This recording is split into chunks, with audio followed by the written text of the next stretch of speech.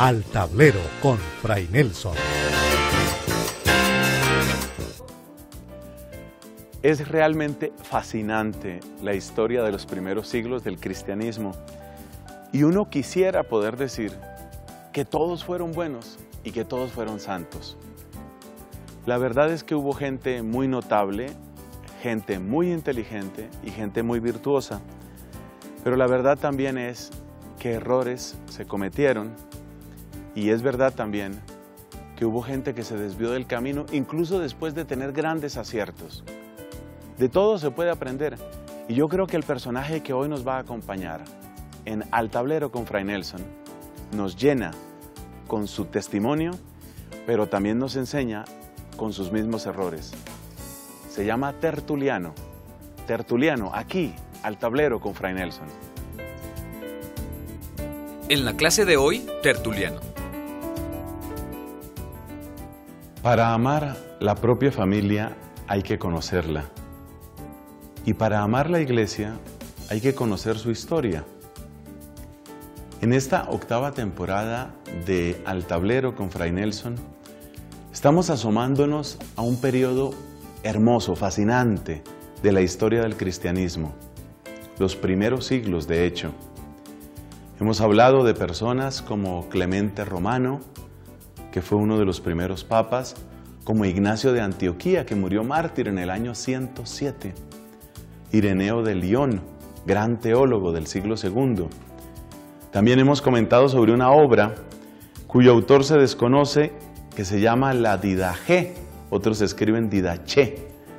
Y la Didaché es como irse a través del tiempo, en una máquina del tiempo, y ver qué era lo que se creía y cómo se celebraba la fe cristiana en aquella época.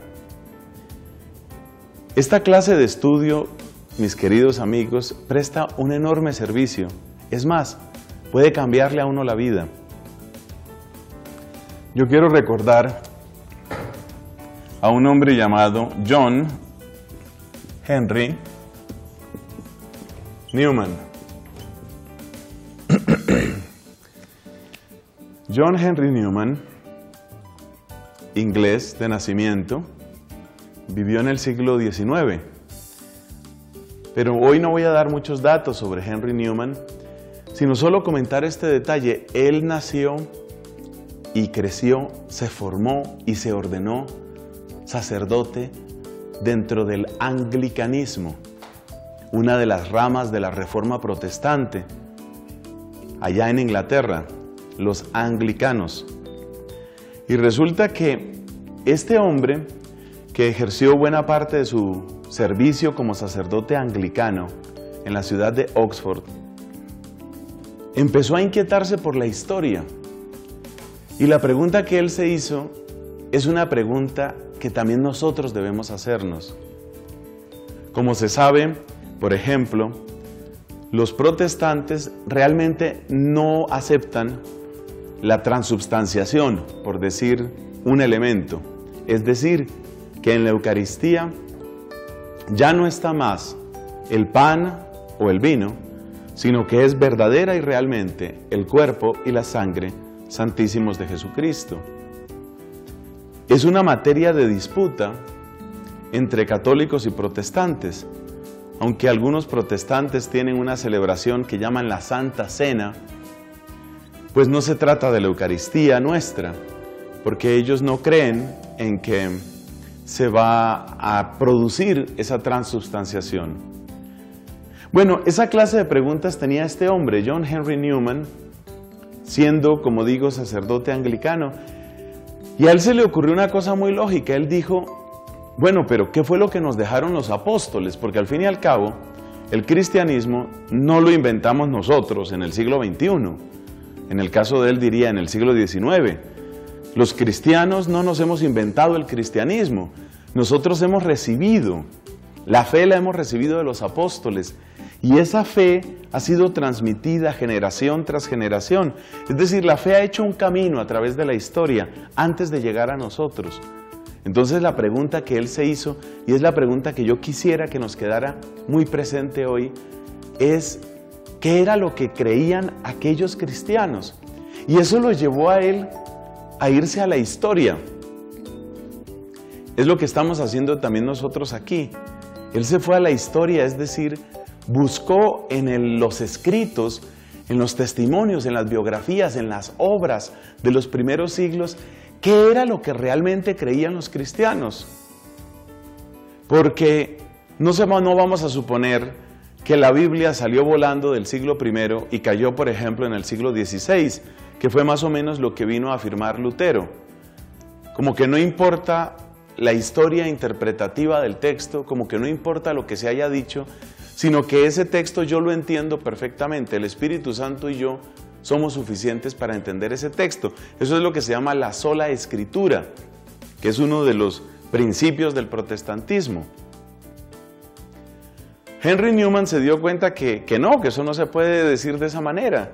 La manera como nosotros entendemos e interpretamos los textos es a través de un camino. Nosotros recibimos la fe de un pueblo que es la iglesia, y él empezó a estudiar historia, pero estudiar historia es peligroso. Estudiar historia le puede cambiar a uno muchas ideas que uno tenía. Y en ese estudio histórico, poco a poco este hombre se fue convenciendo de que muchas de las cosas que enseña la Iglesia Católica, como las enseña la Iglesia Católica, son verdaderas, son auténticas. Es verdad que hay fallas en las personas de iglesia. Es verdad que hay pecado, a veces pecado incluso muy grave en algunos sacerdotes. Eso es verdad. Pero, una cosa es las fallas personales y otra cosa es, bueno, ¿quién conserva la fe verdadera, la fe de los apóstoles? Para terminar esta pequeña introducción que me parece muy oportuna hoy, John Henry Newman entró a la iglesia, se unió a la Iglesia Católica, se hizo sacerdote de la iglesia. Y es muy hermoso ese camino de conversión porque es un camino de honestidad, y es un camino de seriedad, y es un camino de investigación. Yo no puedo decir aquí nombres, no debo decir nombres en público, pero yo tengo el caso de un amigo muy querido. Era pastor protestante, y es como ver la historia de Henry Newman en nuestra época. A través del estudio, él llegó a convencerse de que lo que la Iglesia Católica enseña sobre la Santísima Virgen, sobre el Papa, sobre la Eucaristía, es así, pero no por simple elucubración intelectual, sino yendo al testimonio de los primeros cristianos. Por eso, yo considero que es un deber de todo católico asomarse a estas épocas, tener una cultura mínima, por favor, una cultura básica sobre los padres de la iglesia, sobre la historia del cristianismo. Porque cuando no tenemos esas raíces, estamos en peligro bastante grave de que llegue cualquier persona, nos cita 2 o 3 textos bíblicos y ya no sabemos qué responder, y la única conclusión es, tengo que irme de la iglesia. Y hay gente que se va de la Iglesia Católica sin haberla llegado a conocer realmente nunca. Bueno, esa es la introducción que quería compartir hoy, pero nuestro autor de hoy pertenece a esos primeros siglos. Lo que hemos mencionado hasta ahora, es decir, los autores que hemos mencionado en esta 8ª temporada, son todos gente muy santa. Ignacio de Antioquía, San Justino, el laico, filósofo y mártir, San Ireneo, San Clemente, gente realmente muy santa. El personaje que vamos a ver hoy es un hombre muy interesante y yo pues no sé cómo decir esto de una manera diplomática, vamos a decirlo de este modo. Hubiera podido ser uno de los grandes padres de la iglesia, pero hay dificultades doctrinales y sobre todo hay dificultades también de pertenencia, dificultades disciplinarias en este hombre. Su nombre es Tertuliano. Tertuliano vivió más o menos entre estos años, entre el 160 y el año 220, es decir, segunda mitad del siglo II y apenas los comienzos del siglo III de nuestra era. Tertuliano forma parte de aquellos cristianos que recibieron la fe y la practicaron de una manera intensa. Creo que la palabra que siempre se repite es apasionada, en el norte de África. Él vivió en Cartago. Toda su vida, su predicación, su ministerio lo realizó en Cartago, que queda donde hoy está Túnez, el país de Túnez, en el norte de África. Recordemos algunos otros autores de ese norte de África. El más famoso, sin duda, San Agustín, que fue obispo de la ciudad de Hipona. También cabe recordar a uno de los grandes de esos primeros siglos, mártir, el obispo San Cipriano. Cipriano, Tertuliano, Agustín son testigos para nosotros, testigos para la historia del vigor que llegó a tener el cristianismo en el norte de África, especialmente toda esa zona que corresponde sobre todo a Túnez, quizás una parte de Libia. Los siglos a los que nos estamos refiriendo son siglos donde el cristianismo se fortalecía en esa región, pero varios siglos después vamos a encontrar el avance de la predicación, y no solo predicación, sino el régimen, el gobierno musulmán. Y la verdad es que el avance del Islam arrancó de raíz, acabó completamente con cualquier huella, casi toda huella cristiana en el norte de África. No es mi papel, no es mi tarea llamar a ningún tipo de resentimiento, pero lo cierto es que allí donde llegó el Islam, desapareció completamente la fe en Cristo. Acabaron con todas las iglesias, con todas las comunidades, con toda huella de la fe en los evangelios, de la fe en nuestro Señor. O sea que la región donde vivió un hombre como Tertuliano, en esa época tuvo cristianos realmente muy formados, pero después, siglos después, estamos hablando del siglo VIII, IX, con el avance del Islam desaparece completamente. Tertuliano fue un hombre muy estudioso, fue un gran predicador. En aquella época eso pertenecía al Imperio Romano y él bebió de la fuente romana, conocía muy bien el latín, conocía muy bien el griego, pero tenía también ese ardor, esa pasión que encontramos en un Cipriano, en un Agustín. Eso lo tenía también Tertuliano. Su carácter es al mismo tiempo brillante y apasionado, pero a veces ser demasiado brillante, cuando entra la soberbia, puede ser un peligro, y de eso también tenemos que aprender. Con el favor de Dios, en un momento regresamos con este apasionante personaje, Tertuliano de Cartago, finales del siglo II.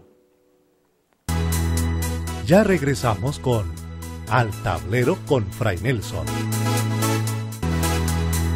Seguimos con Al Tablero con Fray Nelson. Al Tablero con Fray Nelson, un programa institucional de Cristovisión, tiene las puertas y ventanas abiertas para los comentarios, las preguntas, las sugerencias y también las voces de ánimo de ustedes. Nuestro camino de comunicación preferido es el correo electrónico. La dirección que hay que utilizar es esta. El nombre del programa se escribe Al Tablero con Fray Nelson, sin espacios, sin guiones, Al Tablero con Fray Nelson, @cristovision.org. Esa es la dirección para tus inquietudes, preguntas, sugerencias. Muchos de los temas que presentamos aquí son fruto de preguntas que surgen precisamente en los correos electrónicos, como ustedes se han dado cuenta. Quiero ofrecerles otra dirección, amigos@fraynelson.com.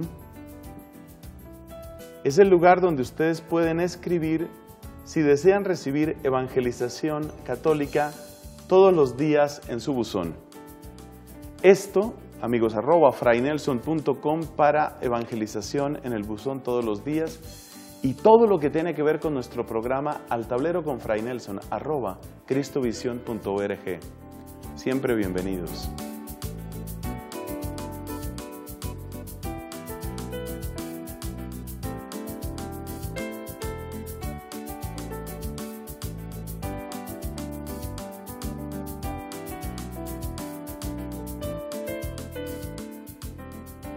Fray Nelson, felicitaciones porque todas sus charlas que he escuchado me han parecido precisas y claras, sin ser extensas. Miguel Olmos.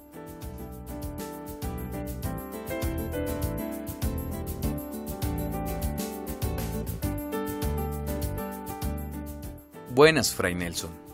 Soy fiel cristovidente. He visto durante varios domingos su programa y me ha parecido muy interesante. He logrado conocimientos y progreso espiritual. Quisiera sugerirle un programa sobre la orientación vocacional para nuestro proyecto de vida. Que Dios lo bendiga. Gracias. Ana Rocío Rodríguez Pinzón.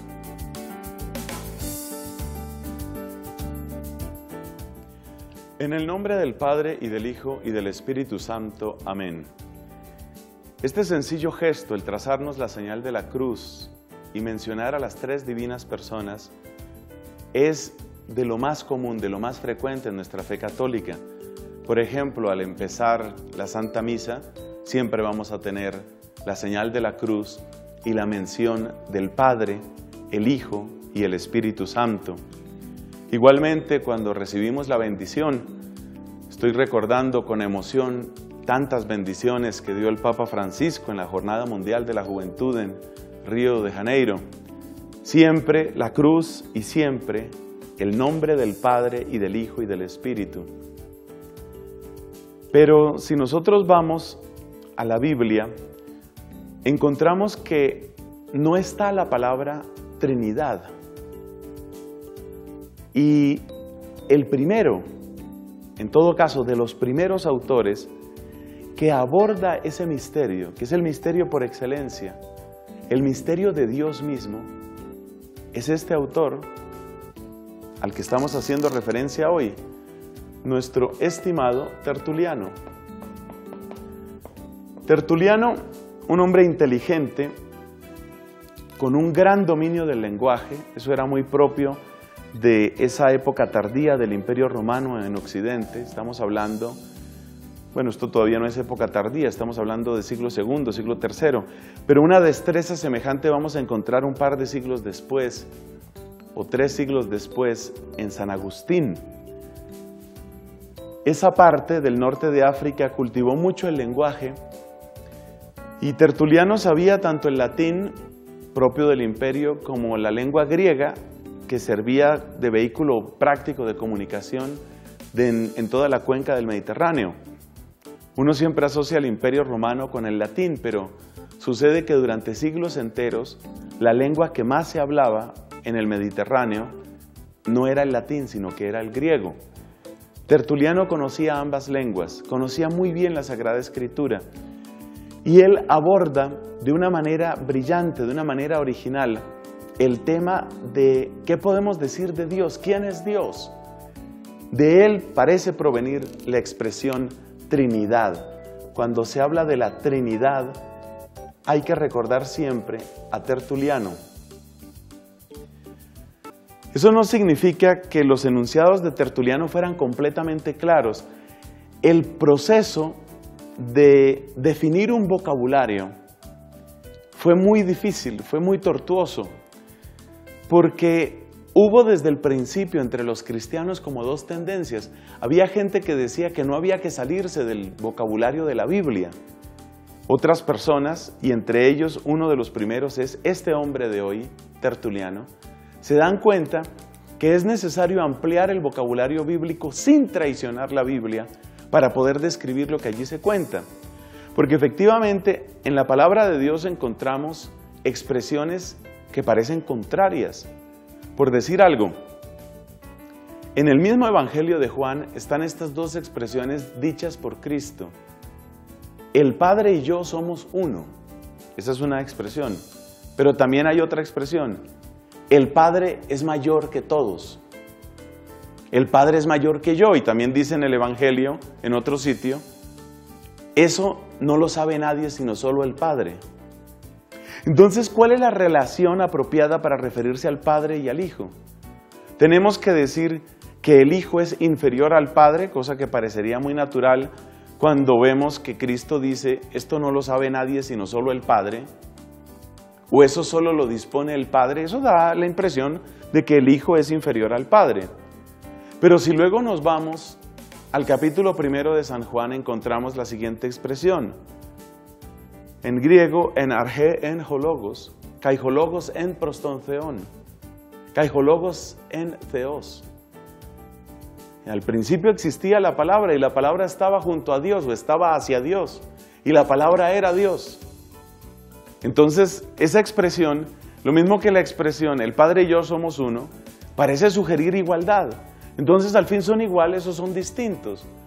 ¿Quién es Cristo finalmente? ¿Cristo es uno que llega a ser Dios? Eso parece sugerirlo el capítulo 1 de la carta a los Romanos, ahí donde dice que después de su resurrección ha sido consagrado, ha sido ungido por Dios con poder. Entonces lo que hace que Cristo sea Dios es la resurrección. Ahí es cuando realmente queda unido a la divinidad. Cristo era como un hombre que llegó a ser Dios, que fue como asumido por Dios, un hombre al que Dios adoptó, o tal vez es otro tipo de ser, tal vez es un ser más alto que nosotros los hombres, en estatura ontológica, por supuesto. Es decir, es un ser más perfecto que nosotros, pero no es Dios. Esto también lo dijeron otras personas. Vamos a encontrar precisamente en el siglo III a un hombre llamado Arrio, que habla de eso. Él habla de que Cristo es un ser muy perfecto, pero inferior a Dios. ¿Y cuándo empieza a existir Cristo? ¿Cristo es desde siempre o no es desde siempre? ¿Cristo es eterno como el Padre? Yo puedo decir que yo adoro al Padre como decir yo adoro a Cristo. ¿Es exactamente la misma adoración? Todas estas preguntas que uno puede hacerse si reflexiona un poco sobre la fe, fácilmente llevan a confusión o fácilmente pueden llevar a error. ¿Cómo tomar en serio el testimonio que nos da la Escritura y al mismo tiempo ir encontrando una solución a esas aparentes contradicciones? Porque hay gente que dice, mira, no pierdas tiempo en eso, la Biblia es una serie de fábulas, no vale la pena creer en eso. Pero eso puede decirlo el ateo. Nosotros no somos ateos. De hecho, nosotros conversamos amigablemente con los ateos y nosotros nos damos cuenta que lo que dice el ateo no necesariamente es cierto. Somos creyentes y somos personas que queremos pensar también nuestra fe. Y eso le sucedió a Tertuliano. Entonces Tertuliano acuñó este término, el término Trinidad, y Tertuliano se dio cuenta que era necesario describir el misterio de Dios mismo utilizando otras palabras. Porque si uno se queda con los textos bíblicos, las discusiones nunca van a cesar. Una de las cosas que hizo Tertuliano fue introducir una palabra que en griego se dice ousia y que para el latín pasó como substancia, de donde viene la palabra sustancia. La palabra ousia no aparece en el Nuevo Testamento griego, pero Tertuliano se da cuenta que cuando nosotros nos hacemos la pregunta ¿quién es Cristo?, estamos preguntando por el ser de Cristo. Bueno, pues el ser de Cristo es la sustancia, porque es que sustancia o ousia se refiere a aquello que es. Así que a través de estas preguntas es inevitable llegar a un vocabulario. Por supuesto, en esta época tan temprana del cristianismo no existía ese vocabulario. Cuando nosotros decimos, por ejemplo, en el credo, en su forma larga, que Jesucristo, Hijo único de Dios, nacido del Padre antes de todos los siglos, Dios de Dios, luz de luz, Dios verdadero de Dios verdadero, engendrado, no creado, para nosotros es muy natural decir eso, pero eso no existía en el siglo III, eso no existía en el siglo II. La diferencia entre engendrado y creado, la diferencia entre luz de luz, por ejemplo, y decir que Cristo es el más luminoso de los ángeles, eso no es tan fácil, sobre todo si nos vamos a aquella época. Entre otras cosas, parece demostrado que la expresión luz de luz, la que nosotros tenemos en el credo largo, que llamamos credo niceno-constantinopolitano, por dos ciudades, Nicea y Constantinopla, Ese credo largo, el niceno constantinopolitano, utiliza la expresión luz de luz y parece que esa expresión viene precisamente de este hombre, de Tertuliano. Él, al meditar, al reflexionar sobre la Trinidad, en primer lugar se da cuenta que hay que utilizar esa palabra, se da cuenta que hay que introducir un vocabulario y se da cuenta que es posible y necesario hablar del Padre y del Hijo y del Espíritu. Lamentablemente, tenemos dos dificultades graves con Tertuliano. ¿Cómo quisiera yo que pudiéramos terminar esta historia diciendo San Tertuliano? No se puede decir. Este hombre tuvo algún error doctrinal serio porque él llega a decir que no se puede utilizar la palabra Señor aplicada a Cristo, al Logos, al Verbo, desde siempre. Es decir, parece que él tenía la idea de que la segunda, lo que nosotros llamamos segunda persona de la Trinidad, había empezado a existir un tiempo después. Es decir, como que en una época estaba el Padre sin nadie y después el Padre y el Hijo. O sea que el Hijo tendría un comienzo posterior al Padre. Ese es un error grave, grave. Eso no es una tontería, es un error grave. Lamentablemente está en algún escrito de Tertuliano. Pero más que eso, lo que le separa de la Iglesia y lo que hace que no podamos llamarlo San Tertuliano, es porque era una persona muy radical en muchas de sus opiniones. Por ejemplo, él decía que cuando una persona quedaba viuda, si se volvía a casar estaba cometiendo adulterio. Algo así como que el matrimonio va más allá de la muerte. Entonces para él era bigamia que una persona se casó, quedó viudo y se vuelve a casar. No, eso es bigamia porque ya tuvo dos esposas o ya son dos esposas. Ese es un error. Más grave que eso, él se unió a una corriente de pensamiento fundada por un hombre llamado Montano. No nos da el tiempo para contar quién era Montano, pero era muy estricto. Y Tertuliano creyó en un cierto momento que la vida cristiana era más perfecta cuanto más difícil fuera. Y entonces no solo se hizo montanista, que ya era un grupo bastante estricto y como legalista dentro de los cristianos, sino que fue más allá y por eso se le llama a Tertuliano ultramontanista, súper estricto. Te equivocaste, Tertuliano, así no es, así no es. Es verdad que Dios nos llama a la perfección, pero la perfección no consiste en reventar a la gente con exigencias muchas veces imposibles. Llega prácticamente en algún momento a negar que el matrimonio pueda ser santo porque implica placer, por supuesto. Entonces, no, si tiene placer no puede ser. Ese tipo de errores que hay que lamentar, pues muestran que no todo fue perfecto en los primeros cristianos. También ellos tuvieron sus luchas, sus confusiones, tentaciones y algunas caídas. En todo caso, estamos ante un hombre muy grande, un hombre que abrió un camino de reflexión sobre el misterio de Dios mismo, y un hombre que también nos enseñó algo incluso con su error, porque nos enseñó que aunque tengas muchísima inteligencia y aunque tengas muchísima virtud, si no permaneces en la humildad y si no permaneces unido a la Iglesia, terminas arruinando la salvación que habías recibido. Que Dios el Señor nos conserve en su Santa Iglesia y que podamos aprender los buenos ejemplos de tantas personas en los orígenes del cristianismo.